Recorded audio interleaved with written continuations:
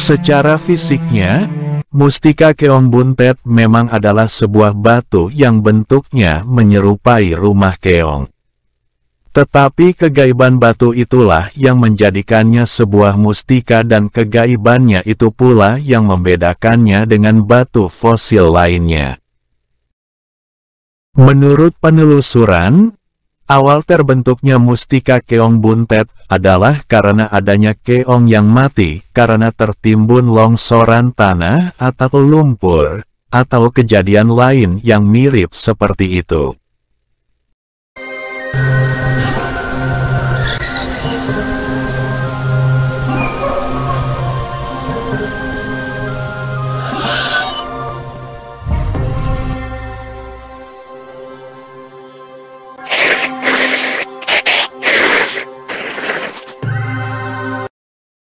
Cangkang keong itu membatasi tubuhnya yang mati, sehingga tidak seluruhnya langsung membusuk dan terurai menyatu dengan tanah.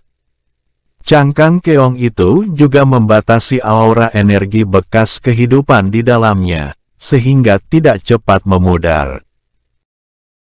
Kemudian cangkang itu terisi oleh tanah, pasir, endapan lumpur, dan sebagainya, menggantikan tubuh keongnya yang sudah membusuk.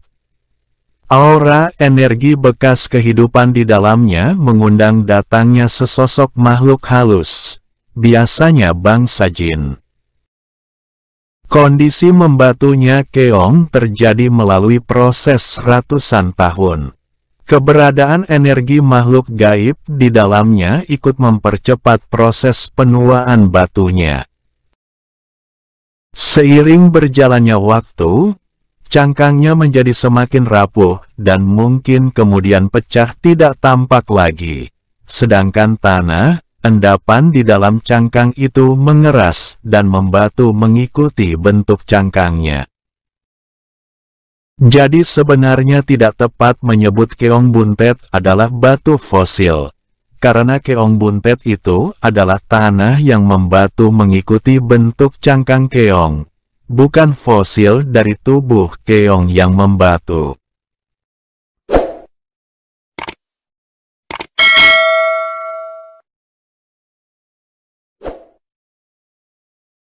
Awal terjadinya keong buntet menjadi sebuah mustika adalah adanya aura energi bekas kehidupan di dalam cangkang keong yang mengundang kehadiran sesosok gaib untuk bersemayam di dalamnya.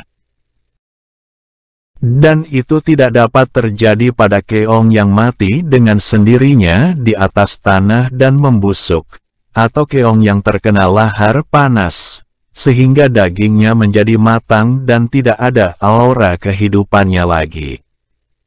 Setelah sempurna menjadi sebuah mustika, khodam gaibnya akan membawanya masuk ke alam gaib.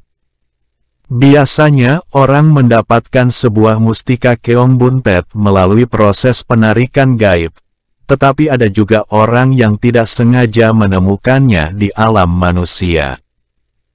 Secara umum, mustika keong buntet memiliki kekuatan gaib lebih tinggi daripada mustika merah delima, bisa sampai puluhan kalinya, tergantung pada isi gaib khodam yang bersemayam di dalamnya. Tetapi kekuatan tuahnya sebagai jimat, apakah sampai bisa digunakan untuk jimat kekebalan? Tergantung pada kekerasan karakter khodam di dalamnya dan kesempurnaan pemrosesan penarikan gaibnya. Berbagai macam bentuk dan warna fosil keong buntet. Ada yang bentuknya kecil, ada juga yang besar seperti keong mas sawah atau bekicot. Ada yang warnanya hitam, coklat, putih, ada juga yang kuning transparan tembus cahaya. Semua tergantung pada bentuk cangkang keongnya dan jenis tanah yang mengisi cangkang keong tersebut. Masing-masing khodam di dalamnya mempunyai perwatakan yang sejalan dengan fisik batu keongnya.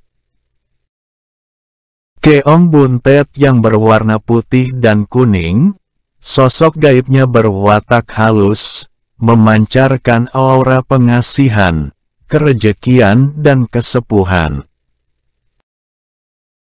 Yang berwarna coklat wataknya ada di tengah-tengah antara yang putih dan yang hitam.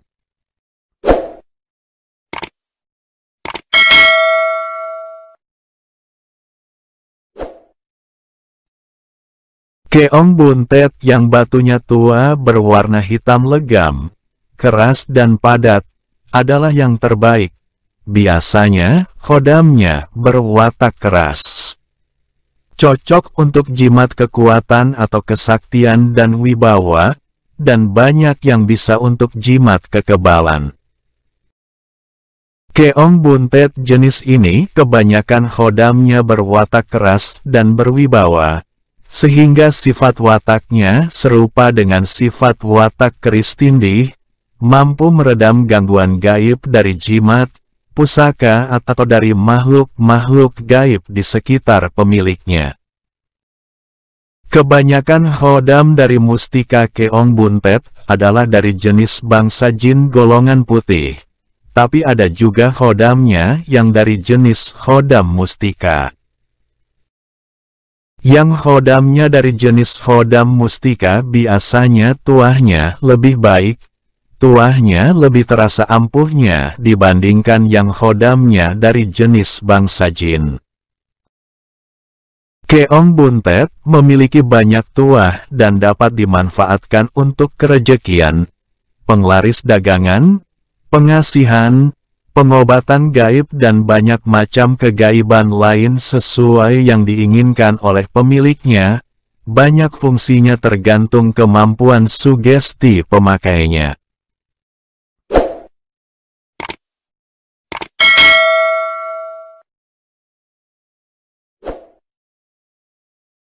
Tetapi yang sudah ampuh untuk kekebalan sebaiknya jangan diperintahkan untuk memberikan tuah lain supaya tuah kekebalannya itu tidak luntur. Ada jenis mustika lain yang penamaannya mirip dengan keong buntet, yaitu yang disebut kul buntet. Penamaan kul buntet ditujukan untuk fosil kerang laut. Fisiknya menyerupai kulit kerang dengan bentuk setengah bola, bagian bawahnya datar berwarna putih halus mengkilap. Kebanyakan di bagian kulit atasnya ada garis atau corak melingkar ke dalam dengan warna lain. Di bagian bawahnya juga ada garis atau lekukan berbentuk melingkar ke dalam. Bagian dalam fosil ini padat berisi endapan sejenis batu kapur atau batu karang. Kebanyakan isi gaibnya adalah dari jenis khodam mustika, bukan bangsa jin. Secara fisiknya, kualitas kul buntet yang paling baik adalah yang fisiknya dominan berwarna putih mengkilap dan batunya tua. Demikianlah uraian singkat mengenai kegaiban mustika keong buntet dan kul buntet. Semoga bisa menambah wawasan dan pengetahuan sahabat semua seputar mustika, khususnya mustika keong buntet. Terima kasih dan salam rahayu.